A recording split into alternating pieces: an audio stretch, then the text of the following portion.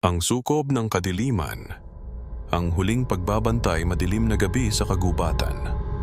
Ang tunog ng hangin ay tila mga bulong. Ako ay nakatayo sa harap ng kubo, may hawak na papel na puno ng misteryosong simbolo. Muli akong bumalik sa kubo, dala ang buntot ng pagi at ang papel na naglalaman ng mga sagisag na pananggalang.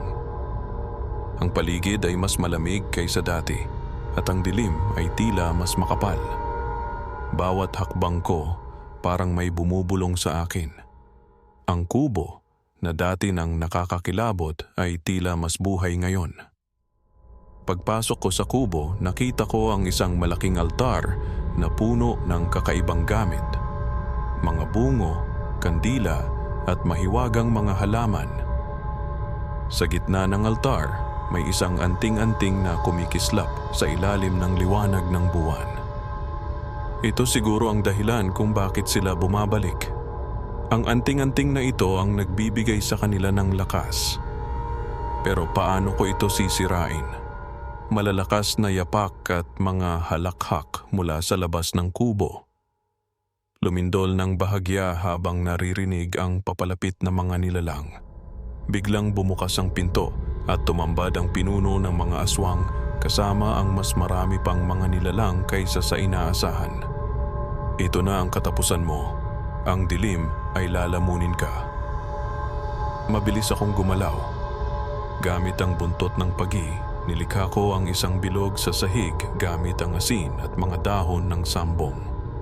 Sinimulan kong bigkasin ang dasal na nakasulat sa papel.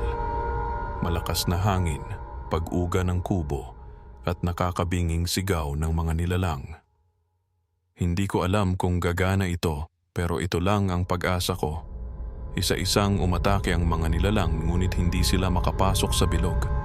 Ang liwanag mula sa anting-anting ay naging mas maliwanag hanggang sa tuluyang sumabog ito. Katahimikan pagkatapos ng pagsabog. Nakahandusay ako sa sahig, pawisan at nanginginig. Akala ko, tapos na ang lahat, ngunit sa likod ng anino, may natira. Pagbangon ko, nakita kong nang may maliit na piraso ng anting-anting na naiwan. Nang hawakan ko ito, biglang nagbago ang paligid. Ang kubo ay nawala at siya ay nasa gitna ng kagubatan. Ang anting-anting ay parang naging bahagi ng katawan ko. Hindi ko alam kung sumpa o kaligtasan ang dala nito. Pero ang sigurado, ako na ngayon ang tagapagbantay ng dilim. Naglakad ako papalayo sa kagubatan. Dala ang anting-anting. Sa likod ko, may aninong sumusunod. Ito na ang simula ng bagong kabanata.